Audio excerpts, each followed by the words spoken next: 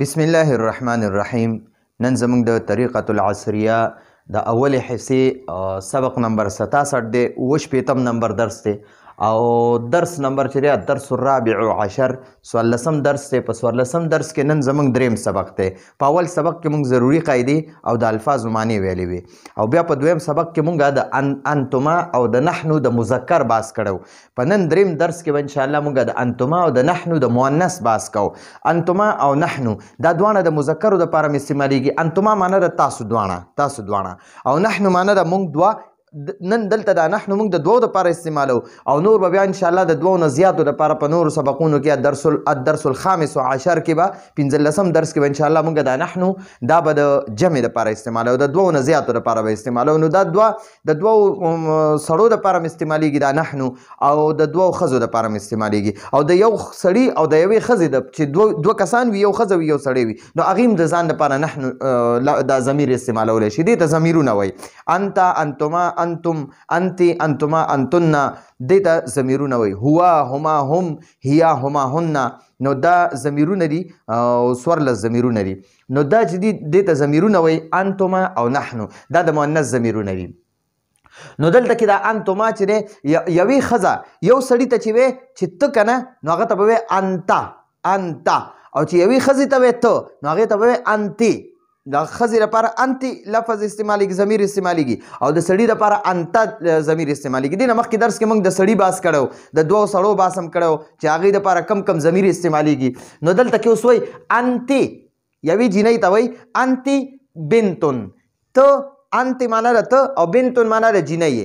انتی بنت ته جینۍ یې، انتی بنت ته جینۍ یې. و معنی ده او انتی بنت ته جینۍ. یوې جینۍ ته وایي انتی بنت و انت بنت، انت بنتون و انت بنتون. ٹھیک شو؟ خو عرب وای انت بنت و انت بنت. انت بنت معنی ده ته جینۍ و انت بنت او ته جینۍ. نو دا موږ وایو، یوې ته موږ وایو انت بنت او که دوه وي که نه نو زموږ عجم چې دی هغې له سم عربي نه ورځي نو هغې وایي انت بنت و انت بنت.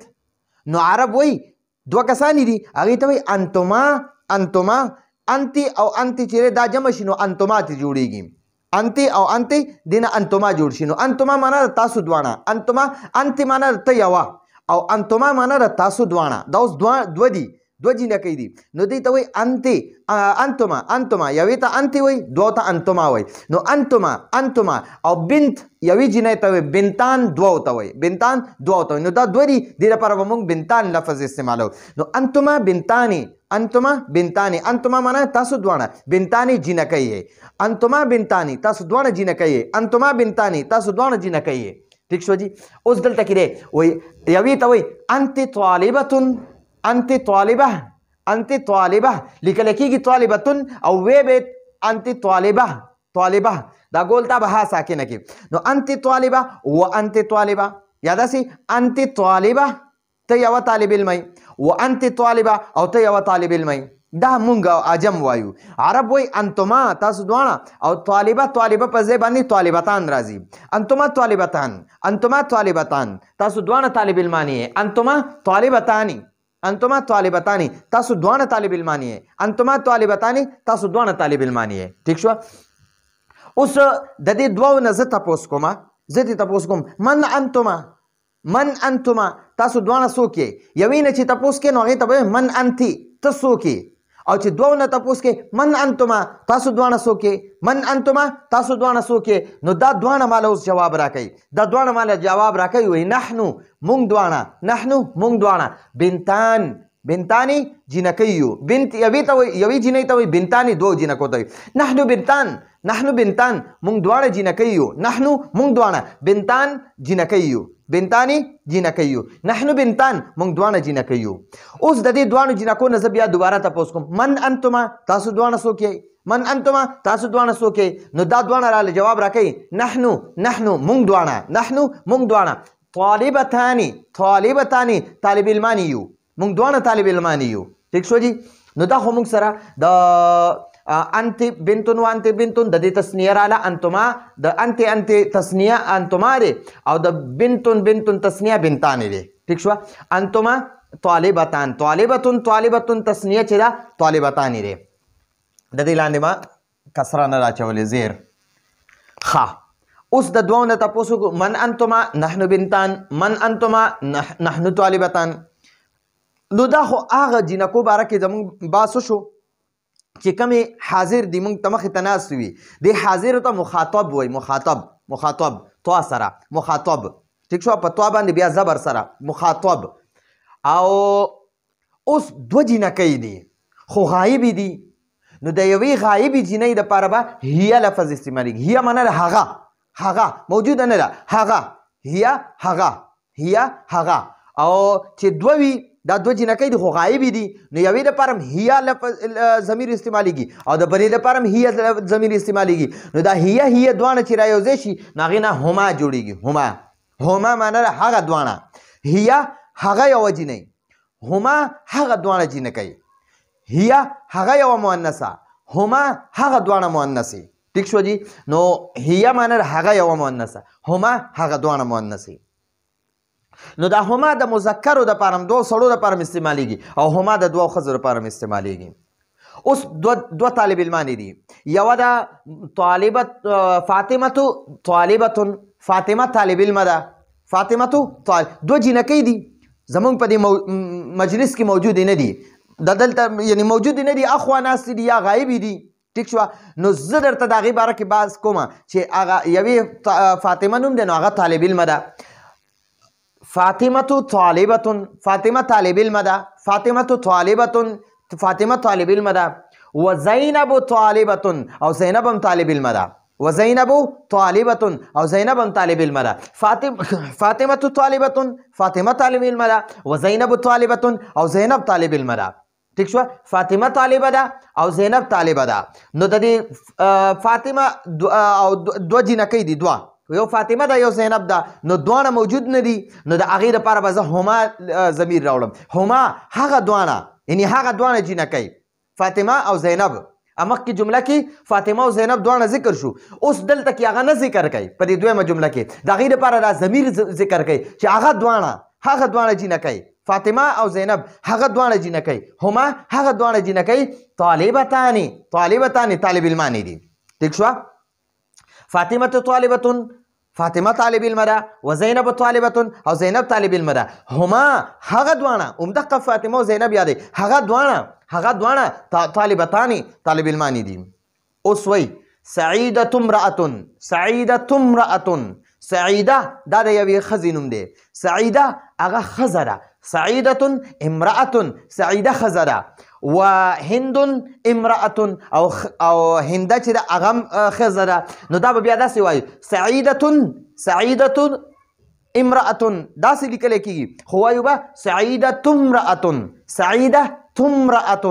سعیده ښځه ده. وهند امرأة او هندم ښځه ده. سعیدم ښځه ده او هندم ښځه ده. نو دواړه ښځې دي که نه نو د دې دواړو دپاره به موږ هما ضمیر راواخلو. هما سعیده او هنده دواړه یادوي. هما هغه دواړه موجودې نه دي هغه دواړه هما هغه دواړه. امرأتان ښځې دي. امرأتون یوې ښځې ته وایي امرأتان دوو ښځو ته وایي. هما هغه دواړه یعنی سعیده او هنده یادوي هغه دواړه امرأتان ښځې دي هغه دواړه ښځې دي. اوس وګورئ یوه ښځه ده نو د هغې دپاره د نږدې ضمیر چې دی که نه هغه هذه استعمالیږي. هذه معنی ده دا هذه دا ښځه او د دوو دپاره هاتانې استعمالیږي. هاتانې دا دواړه ښځې او د جمع دپاره راځي هؤلاء